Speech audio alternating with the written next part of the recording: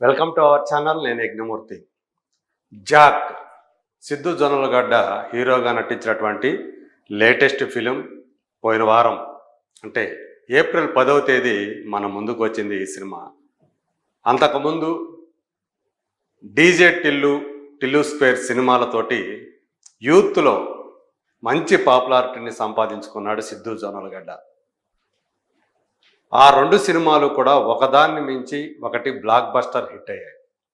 DJ Tillu సినిమాని చూసిన వాళ్ళందరూ కూడా సిద్ధు అందులో చేసినటువంటి అంటే అత్యంత సునాయాసంగా ఒక టిపికల్ బాడీ లాంగ్వేజ్ తోటి హైదరాబాదీ యాసతోటి అతను చేసినటువంటి యాక్షన్, చెప్పినటువంటి డైలాగ్స్ అందరినీ కూడా అలరించాయి, ఆకట్టుకున్నాయి. అందుకనే అది అతిపెద్ద విజయాన్ని సాధించింది. ఆ సినిమా ఇచ్చినటువంటి ఉత్సాహం, ఉత్తేజంతో టిల్లు స్క్వేర్ అంటే ఆ సినిమాకి సీక్వెల్ని గత సంవత్సరం మన ముందు తీసుకొచ్చాడు సిద్ధు. ఆ సినిమా అయితే ఏకంగా 130 కోట్ల రూపాయల పైనే గ్రాసు సాధించి మొత్తం సినిమా ఇండస్ట్రీ మొత్తాన్ని కూడా ఆశ్చర్యచకితం చేసింది. చాలామంది అయితే షాక్ అయిపోయారు. అంతకుముందు సిద్ధు జొన్నలగడ్డ ఒక చిన్న హీరోగా మాత్రమే మనందరికీ తెలుసు. కొన్ని క్యారెక్టర్ రోల్స్ కూడా అతను పోషించాడు. మరి అతను హీరోగా సాధించినటువంటి ఆ విజయాలు అపూర్వమైనటువంటి విజయాలని చెప్పాలి. అవి చూసి ఇతను bankable star, minimum guarantee hero అని చాలామంది నమ్మారు. అందుగురించే ఇప్పుడు వచ్చినటువంటి ఈ జాక్ సినిమాపై చాలామంది ఆశలు పెట్టుకున్నారు, డబ్బులు ఇన్వెస్ట్ చేశారు. సీనియర్ ప్రొడ్యూసర్ అయినటువంటి BVSN ప్రసాద్ అలియాస్ భోగవల్లి ప్రసాద్, అత్తారింటికి దారేది లాంటి ఇండస్ట్రీ హిట్ని మనకు అందించినటువంటి నిర్మాత. దాదాపు 4 దశాబ్దాల నుంచి కూడా ఆయన నిర్మాతగా ఎంతో పేరు ప్రఖ్యాతులు సంపాదించుకున్నాడు. ఆయన ప్రొడ్యూస్ చేసినటువంటి ఈ జాక్ సినిమాని అతనికి ఉన్నటువంటి ఇమేజ్ని దృష్టిలో పెట్టుకొని చాలామంది ఈ సినిమా మీద ఆశలు పెట్టుకొని డబ్బులు పెట్టారు. డిస్ట్రిబ్యూటర్లు కానివ్వండి, బయ్యర్లు కానివ్వండి. కానీ వాళ్ళ ఆశలన్నీ కూడా అడియాశలు అయిపోయాయని చెప్పాలి. నిజం చెప్పాలంటే నైజాం డిస్ట్రిబ్యూటర్ అయితే నిండా మునిగిపోయాడని చెప్తున్నారు. రాయలసీమ, ఆంధ్రాలో బయ్యర్లు సైతం భారీ నష్టాల్లో మునిగిపోయారు. ప్రత్యేకించి అంటే ట్రేడ్ వర్గాలు అందిస్తున్నటువంటి సమాచారం ప్రకారం నైజాంలో ఈ సినిమా కోసం డిస్ట్రిబ్యూటర్లు 8 కోట్ల రూపాయలు వెచ్చించారని చెప్తున్నారు ఆ రైట్స్ కోసం. కానీ వాళ్ళకి అందులో తిరిగి వచ్చింది కేవలం 1 కోటి రూపాయలు అని చెప్పేసి మనకి ట్రేడ్ వర్గాల నుంచి అందుతున్నటువంటి సమాచారం. నిజానికి ఈ నైజాం ఏరియాని మొదట తనే అంటే హీరో అయినటువంటి సిద్ధు జొన్నలగడ్డనే ఆ నైజాం హక్కుల్ని తను కొనుగోలు చేశాడు. కానీ ఆ తర్వాత వాటిని 8 కోట్ల రూపాయల మేరకు ఏషియన్ సినిమాస్కి అంటే సునీల్ నారంగ్ కంపెనీకి అమ్మాడని చెప్పేసి చెప్తున్నారు.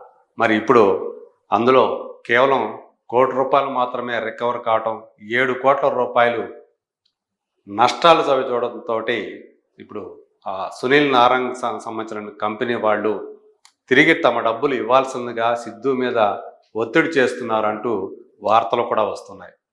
మరి ఈ సినిమా కోసం సిద్ధుకి దాదాపు 10 కోట్ల రూపాయల రెమ్యూనరేషన్ అందాయని కూడా ఇండస్ట్రీ సర్కిల్స్లో ప్రచారంలో ఉంది.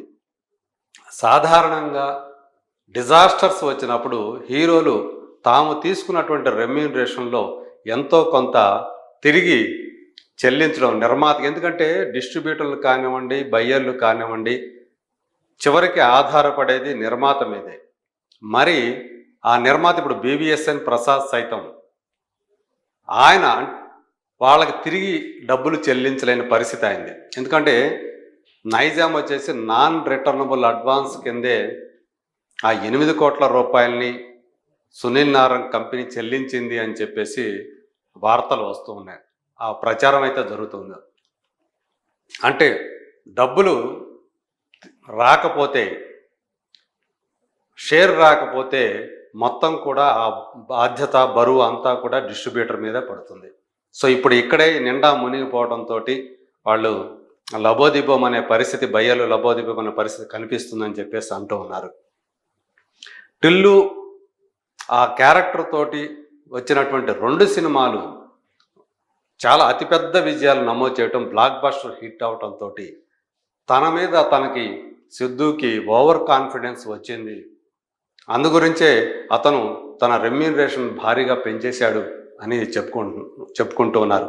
ఈ జాక్ తర్వాత అతను చేస్తున్న సినిమాలకి మరింత ఎక్కువగా రెమ్యూనరేషన్ తీసుకుంటున్నాడని కూడా వార్తలు వస్తున్నాయి. మరి ఇప్పుడు ఇక్కడ చూస్తే ఆ జాక్ అనే సినిమా, ఆ సినిమా మీద పెట్టుబడులు పెట్టిన వాళ్ళు, అంటే థియేట్రికల్ పరంగా ఆ సినిమా మీద ఇన్వెస్ట్ చేసిన వాళ్ళందరినీ కూడా నిండా ముంచేసిందని చెప్పేసి ఇప్పుడు ఫిలిం సర్కిల్స్లో ఒక చర్చ అయితే నడుస్తూ ఉంది. మరి సిద్ధు జొన్నలగడ్డ ఏం చేస్తాడు? డిస్ట్రిబ్యూటర్ని, బయ్యర్ని ఆదుకోవడంలో భాగంగా తన రెమ్యూనరేషన్లో కనీసం 50% అయినా సరే తిరిగి నిర్మాతకి చెల్లిస్తాడా? ఎందుకంటే ఇప్పుడు నిర్మాతే డిస్ట్రిబ్యూటర్లను కానీ బయ్యర్లను కానీ ఆదుకోవాల్సిన పరిస్థితి. మరి ఏం చేస్తాడు ఏంటి అంటే, Bommarillu Bhaskar most eligible bachelor తర్వాత ఆయన మీద కొంత నమ్మకం పెరిగింది. ఎందుకంటే మళ్ళీ అతను ట్రాక్లోకి వచ్చాడు, ఒక హిట్ సాధించాడు. అంతకుముందు తను చాలా లోలో ఉన్నాడు. అతను చేసినటువంటి సినిమాలు బయ్యర్లని, నిర్మాతల్ని నిండా ముంచేస్తూ వచ్చాయి. సో ఆ సినిమాతో మళ్ళీ తను తిరిగి ఒక ట్రాక్లోకి వచ్చాడు అని అందరూ నమ్మి ఆ రకంగా కూడా జాక్ మీద డబ్బులు కుమ్మరించారనే చెప్పాలి. ఎప్పుడైతే ఆ సినిమా ట్రైలర్ వచ్చిందో, సో ఇది కూడా ఆ డీజే టిల్లు లేదా టిల్లు స్క్వేర్ తరహాలలో ఉంటుంది అనేటువంటి ఒక అభిప్రాయం కలిగింది. కానీ సినిమా రిలీజ్ అయ్యాక అందులో ఉన్న ఆ కంటెంట్ కానివ్వండి, అలాగే హీరో క్యారెక్టరైజేషన్ కానివ్వండి, ఇవన్నీ కూడా చూసి చాలామంది డిసప్పాయింట్మెంట్కి గురయ్యారు. సో ఇది కాదు కదా మనం సిద్ధు జొన్నలగడ్డ నుంచి మనం ఆశిస్తున్నది అని చెప్పేసి చాలామంది ఫీల్ అయ్యారు. అలాగే అందులో హీరోయిన్గా నటించినటువంటి వైష్ణవి చైతన్య, ఆ అమ్మాయి కూడా సో ఆ పాత్రకు నప్పలేదు అన్నటువంటి అభిప్రాయమే ఎక్కువ మంది వ్యక్తం చేశారు. రీసెర్చ్ అండ్ అనాలిసిస్ వింగ్ ఏదైతే ఉందో కేంద్ర ప్రభుత్వానికి సంబంధించినటువంటి ఇంటెలిజెన్స్ సంస్థ, సో ఇక్కడ భారతదేశంలో టెర్రరిస్టు కార్యకలాపాలను నిరోధించడానికి ఏర్పడినటువంటి ఒక ప్రఖ్యాత పరిశోధన సంస్థ, దానిని సో చాలా హాస్యాస్పదంగా చూపించే ప్రయత్నం చేయటం. సో ప్రకాష్ అందులో అధికారిగా చేసినటువంటి ప్రకాష్ రాజ్ క్యారెక్టర్ను చూపించిన విధానం కానివ్వండి, తనకు ఉద్యోగం లేకపోయినప్పటికీ కూడా పేరును వాడుకుంటూ ఆ జాక్ చేసినటువంటి ఆ పనులు ఏవైతే ఉన్నాయో, జాక్ అంటే సిద్ధు చేసినటువంటి పనులు, అవన్నీ కూడా చాలా వాస్తవానికి చాలా దూరంగా ఉండటం. ఆ రైటింగ్ పరంగా బొమ్మరిల్లు భాస్కర్, అలాగే అతని ఒక డైరెక్టర్గా అతని టేకింగ్ ఏమాత్రం ప్రేక్షకుల్ని మెప్పించలేదని చెప్పేసి మనకి అర్థమైపోయింది. అందుగురించే జాక్ ఇవాళ ఈ స్థాయి డిజాస్టర్ ముద్ర వేసుకోవాల్సి వచ్చింది. అసలు నిజానికి సిద్ధు అసలు ఇమేజ్ ఇదేనా అని చాలామంది సోషల్ మీడియా హ్యాండిల్స్ ద్వారా ప్రశ్నిస్తూ ఉన్నారు. టిల్లు స్క్వేర్తో నిజానికి అంత ఇమేజ్ అతనికి వచ్చినట్లయితే జాక్కి మినిమం కలెక్షన్స్ అన్న రావాలి కదా, కనీసం 50 to 75% అన్నా సరే ఆ రికవరీ అనేది కావాలి కదా. కానీ ఇంత దారుణంగా డిజాస్టర్ అవటం ఏమిటి? సో అతని పొటెన్షియాలిటీ ఏమిటో ఈ సినిమా ద్వారా అతనికి తెలిసి వచ్చింది అని వ్యాఖ్యానిస్తున్న వాళ్ళు కూడా ఉన్నారు. మరి ఈ సినిమా నేర్పిన అనుభవంతో, పాఠంతో Jack alias Tillu alias Siddhu Jonnalagadda రాబోయే సినిమాల కోసం ఏం జాగ్రత్తలు తీసుకుంటాడు? తన సినిమాలని లేదా తనని నమ్ముకొని పెట్టుబడులు పెట్టినటువంటి నిర్మాతలు కానివ్వండి, డిస్ట్రిబ్యూటర్లు కానివ్వండి, బయ్యర్లను కానివ్వండి, వీళ్ళని అతను ఎలా గట్టెక్కిస్తాడు?